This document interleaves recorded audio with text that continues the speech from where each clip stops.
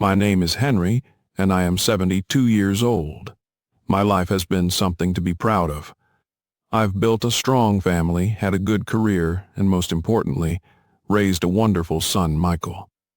I always felt like I did everything right. I worked 12 hours a day to give my family the best.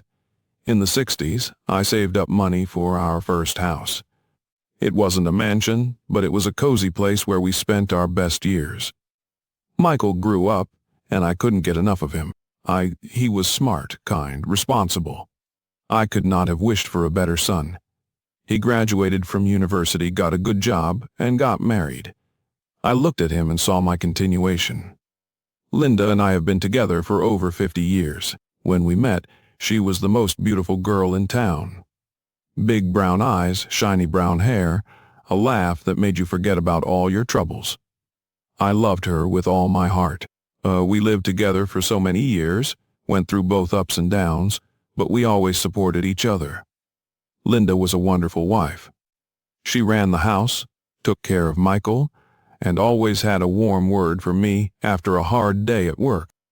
I always told my friends, this is what real life means, watching your son become a real man. When Michael was promoted, I felt that all those years of work were not in vain. He invited me to dinner and told me about his success. "Anna, it's all thanks to you, Dad," he said. I was proud. I thought that everything in my life was in its place. I thought my life was as solid as a rock. But one evening, that rock gave the first crack. Linda and I were sitting on the veranda, drinking tea and talking about grandchildren. She was in a good mood, laughing, remembering her youth. "Do you remember when Michael was born?" she said, smiling. I was so happy then. I smiled, too. "Of course I do. I remember every moment." "Oh, you can't remember everything," Linda jokingly dismissed. "For example, you weren't even in town when I found out I was pregnant?" I froze. What do you mean you weren't in town?" I asked. Linda waved her hand. "Well, you went on a business trip, remember?" I did the test myself then. Something in me shuddered. A business trip. I remembered that year. I did go on business trips, not then. I definitely remembered. I could have forgotten the conversation. I could just write it off as a confusion in my memories. But inside, something seemed to itch. I couldn't ignore it. The next day I remembered something else. On the day Linda told me she was pregnant, she knew for sure that she was far along. But if I hadn't been there at the time, I was thrown into the cold. I forced myself to calm down. Don't make stuff up, man. This is your Linda. You've been together all your life. It can't be. But the doubt had already taken hold of me. I began to notice things I hadn't seen before. Michael, he always looked like Linda to me, but why doesn't he have my features? I looked through old photo albums. I looked at him as a child, as a youth, as an adult. He had my mother's eyes, her smile. But neither my facial features nor my physique. "You're making this up." I snapped at myself. But my brain didn't want to give up. Thoughts drilled me from the inside. I tried to forget that conversation with Linda, to write it off as her confused memories, but the doubt had already grabbed me with a deadly grip. I had never questioned that Michael was my son. But now, something about this story didn't add up. I decided not to get myself all worked up and ask him directly. We met at his favorite cafe. "How are you, Dad?" Michael smiled as he sipped his coffee. I shrugged slightly. Yeah, a little bit. "Listen, have you ever been interested in our family? Genealogy?" Michael laughed. "No, I never really thought about it." I turned the spoon over in my hands. A lot of people do DNA tests nowadays. You can even find out about relatives all over the world." He looked at me, frowned. "Dad, do you think I'm not your son?" I laughed nervously. No. I was just curious." Michael shook his head. "I look like my mom, yes. But you said yourself that I have your character." "It's true." Michael was stubborn, principled, just like me. But did it mean anything? After the conversation, I didn't feel relieved. On the contrary, I picked up the old photo albums again. One picture caught my eye, me, Linda, and Michael when he was about 10 years old. I remembered that day. But now I noticed something that hadn't caught my eye before. Linda wasn't standing next to me, but a little further away. Her smile seemed strained, and in the corner of the photo. I looked closely. Tom was there. Tom is an old friend of ours. He used to work with Linda. He used to come over to our house a lot. We were close until we had a fight over something stupid, and then he suddenly moved to another state. I didn't think about him for years, but now. I compared their photos, and my heart dropped to my heels. Michael looked like Linda, but even more like Tom. Thoughts of Linda's possible betrayal haunted me. By chance, I came across some old photos, and now I had one idea. I had to find Tom. I hadn't seen him in years. The last I heard, he had moved to Texas, but that was it. To be honest, I wasn't even sure if he was still alive. But modern technology works wonders. I opened social media and started looking. And I found him. Tom lived in Houston according to his profile. He was married with 2 children. His face had changed, wrinkles, gray hair. But there was something in his eyes that made me shudder. He had the same look as Michael's. I decided I had to see him in person. I bought a ticket and left for Texas the next day. It seemed crazy, but I couldn't just sit back and do nothing. When I arrived, I immediately found his restaurant, a small family-run establishment where Tom was the owner. I went inside and sat down at a table in the corner. He didn't recognize me right away. He went over to greet the guest a host should. "Good afternoon. How can I help you?" I looked up. "Hello, Tom." He froze his eyes wide. "Oh my God, Nick." I nodded. He sat down across from me, visibly nervous. "It's been a while," he muttered, rubbing his hand over his neck. I smiled. "A long time ago, but you haven't changed." Tom laughed. Then he looked at me carefully. I took a deep breath.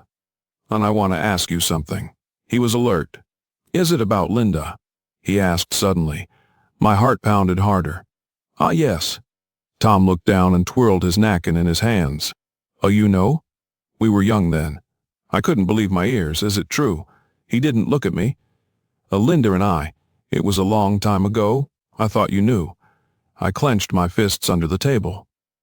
Do I? "I will find out about this in 50 years." He looked up, obviously ashamed. "I'm sorry, Nick. I was an idiot back then."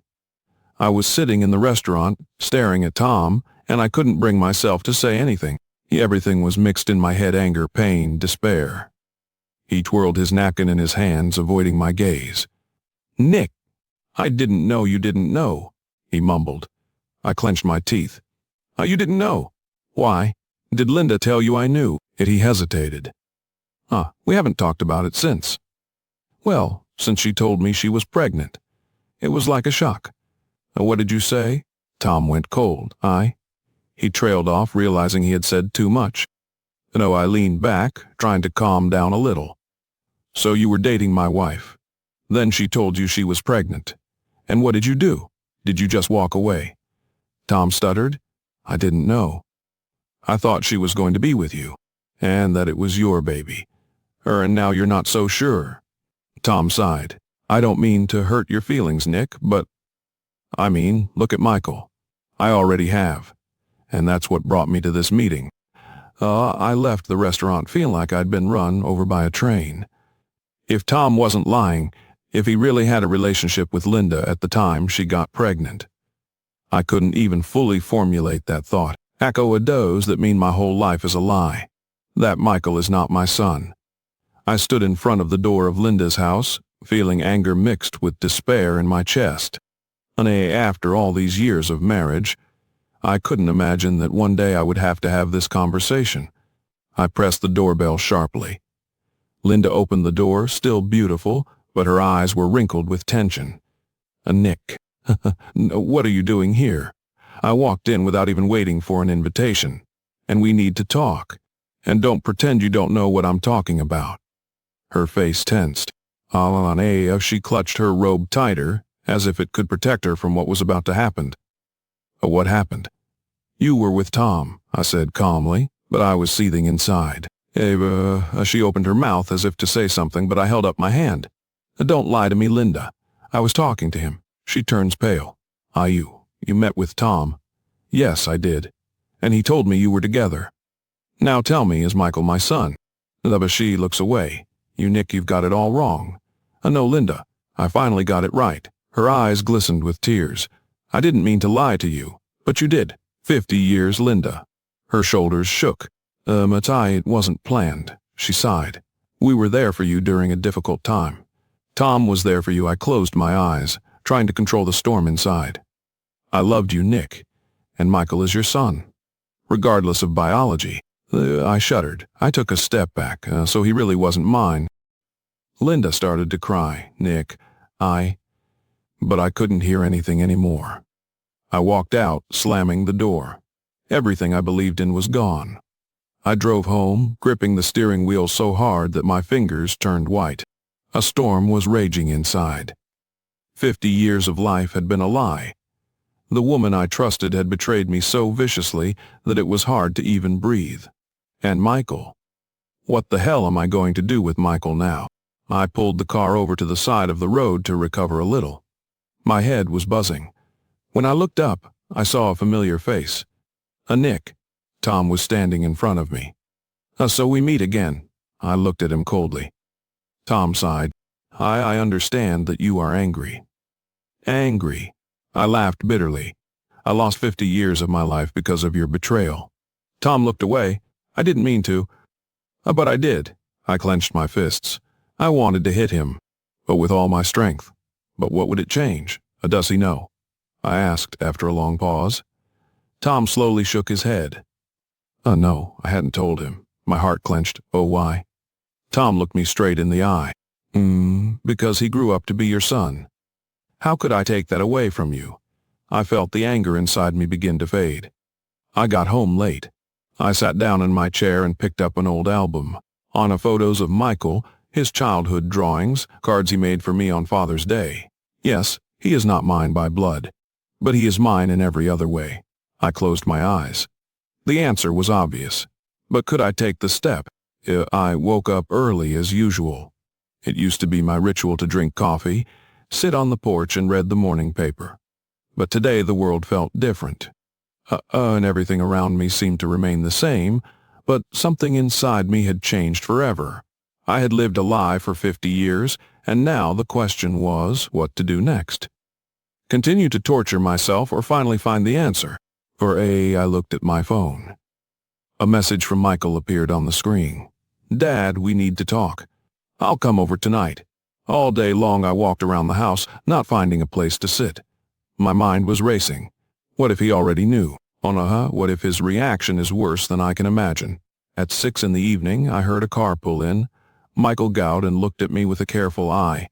Hi, Dad. I swallowed the lump in my throat. Hi, son. He sat down across from me at the kitchen table. What's wrong?